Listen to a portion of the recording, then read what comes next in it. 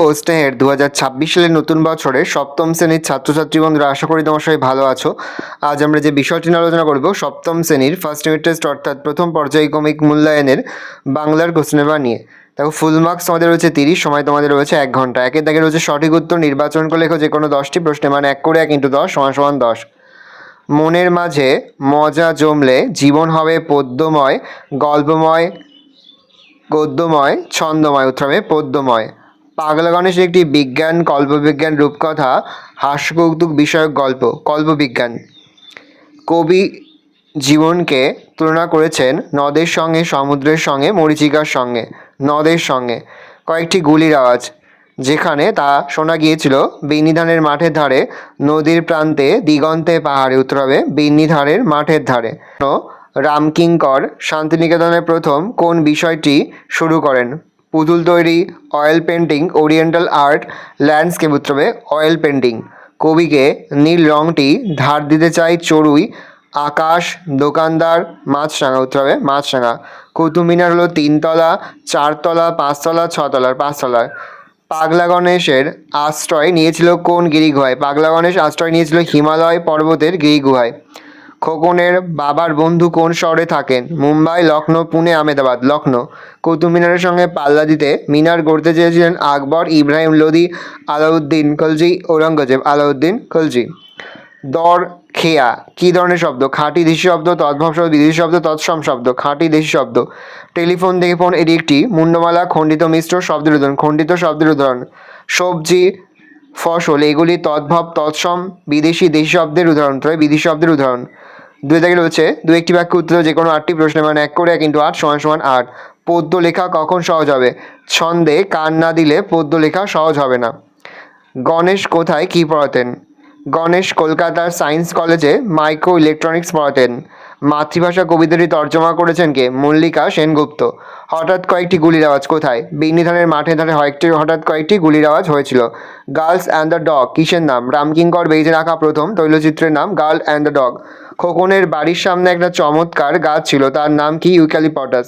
কোন সম্রাট অশোক স্তম্ভকে দিল্লি নিয়ে এসেছিলেন? সুলতান ফিরোজ তুগলক।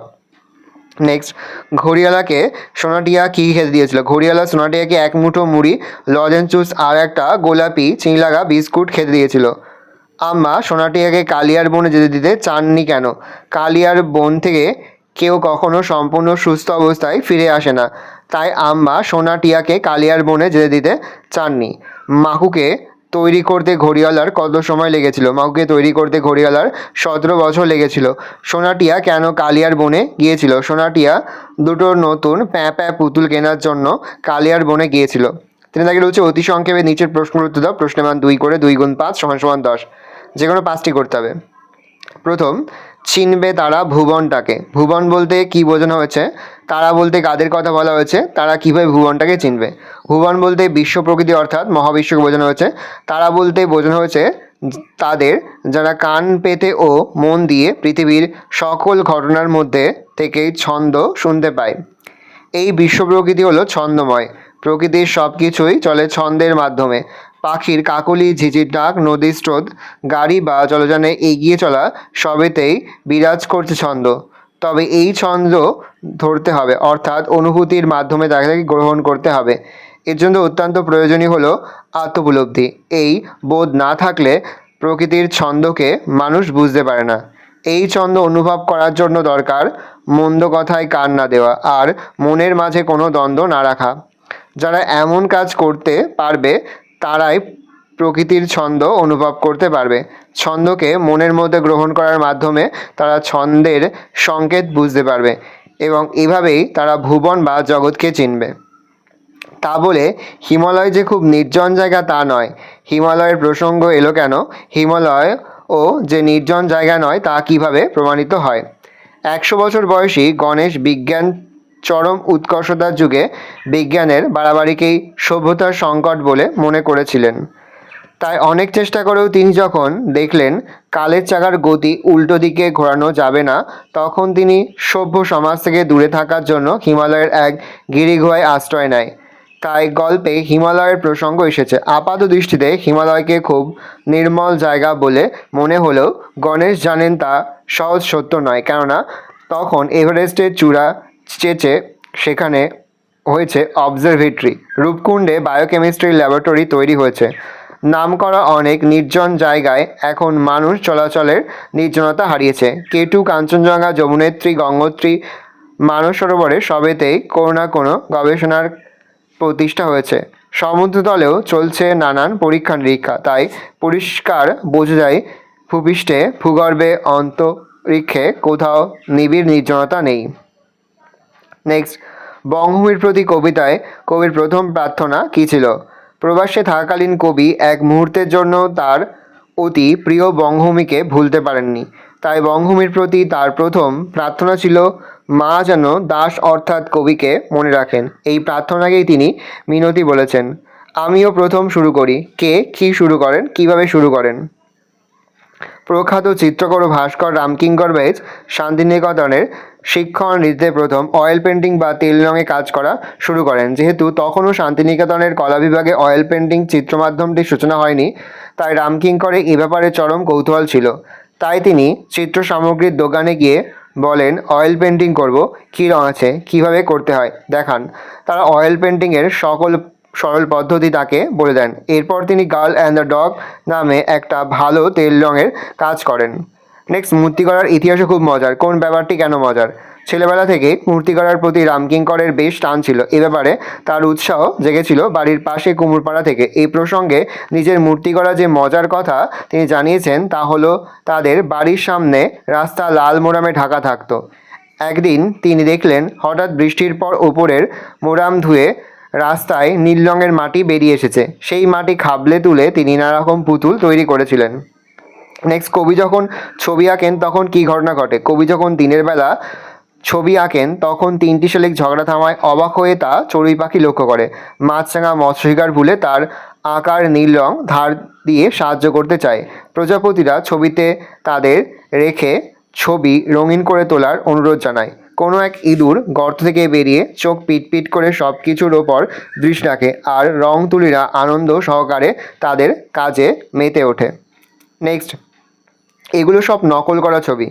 কে কাকে কথা বলেছে? নকল করা ছবি বলতে তিনি কি বুঝিয়েছেন? বনফুলে লেখা খোকনের প্রথম ছবি পাঠ্যাংশের অন্তর্গত। বনফুল কাজ ছদ্মনাম, এটা কিন্তু পড়ে রাখবে। বলাইচাঁদ মুখোপাধ্যায়ের ছদ্মনাম হচ্ছে বনফুল। উদ্ধৃত অংশটি খোকনের বাবার একজন বিখ্যাত চিত্রকর বন্ধু খোকনকে বলেছেন। নকল করা ছবি নিজের ভাবনা থেকে যে ছবি তৈরি নয়, যা কোনো কিছু দেখে হুবহু আঁকা, সেই ছবিকে বোঝানো হয়েছে। স্কুল জীবন থেকে টুল, টেবিল, চেয়ার, কলসি, কাপ, গরু প্রভৃতির যে ছবি খোকন এঁকেছে তা সবই দেখে আঁকা। সেখানে নিজস্বতার অভাব লক্ষ্য করে লক্ষ্ণৌর এক বিখ্যাত চিত্রকর খোকনের আঁকা ছবিগুলোকে নকল করা ছবি বলেছেন। নেক্সট, একমাত্র তিনি চেয়েছিলেন কুতুবের সঙ্গে পাল্লা দিতে। তিনিকে কুতুবের সঙ্গে পাল্লা দেওয়া তার সম্ভব হয়নি কেন? তিনি বলতে সুলতানি যুগের খলজি বংশের অন্যতম শ্রেষ্ঠ সম্রাট আলাউদ্দিন খলজির কথা বলা হয়েছে। আলাউদ্দিন চেয়েছিলেন কুতুব মিনারের চেয়ে উচ্চতম মিনার বানাতে। তাই তিনি কুতুবের চেয়ে দ্বিগুণ ঘের দিয়ে একটা মিনার বানাতে শুরু করেন। ইতিমধ্যে আলাউদ্দিনের মৃত্যুর ফলে মিনারের কাজ বন্ধ হয়ে যায়। যদি না কাজ বন্ধ না হতো তবে তার এই স্বপ্ন সফল হতো কি না বলা মুশকিল, কারণ কোনো স্থাপত্য শিল্পের মূল সূত্র অপটিমাই সাইজটি এক্ষেত্রে মানা হয়নি। কালিয়ার বন কোথায়, সেখানে কিভাবে যেতে হয়? সোনাটিয়াদের বাড়ি থেকে বেরিয়ে গলি, গলির পরে বড় রাস্তা, তারপর গির্জা, গির্জার পরে গোরস্থান, গোরস্থানের পরে আছে শুশুনির মাঠ, আগে যেখানে ডাকাত পড়তো। এই মাঠের পরে দূর থেকে দেখা যায় ঘন নীল কালিয়ার বন। কালিয়ার বনে যাওয়ার জন্য গোরস্থানের পাশ দিয়ে হনহনি হেঁটে যেতে হয়। পিছন ফিরতে নেই, কেউ নাকি পিছন থেকে ডাকতেও পারে, তাই পিছন ফিরলেই বিপদ। 4 দাগে নিচে যে কোনো দুটি প্রশ্ন দেওয়া প্রশ্নের মান 1 করে 1 × 2 = 2। তৎসম শব্দ কাকে বলে? যে সমস্ত শব্দ সংস্কৃত ভাষা থেকে অপরিবর্তিত রূপে বাংলা ভাষায় গৃহীত হয়েছে তাদের তৎসম শব্দ বলে, যেমন কন্যা, ছাত্র, জল, নদী, রাত্রি, আকাশ, বন, সিংহ, পুত্র, স্নেহ। তদ্ভব শব্দের একটি উদাহরণ দাও। তদ্ভব শব্দের উদাহরণ হলো কাঠ থেকে কাষ্ঠ থেকে কাঠ।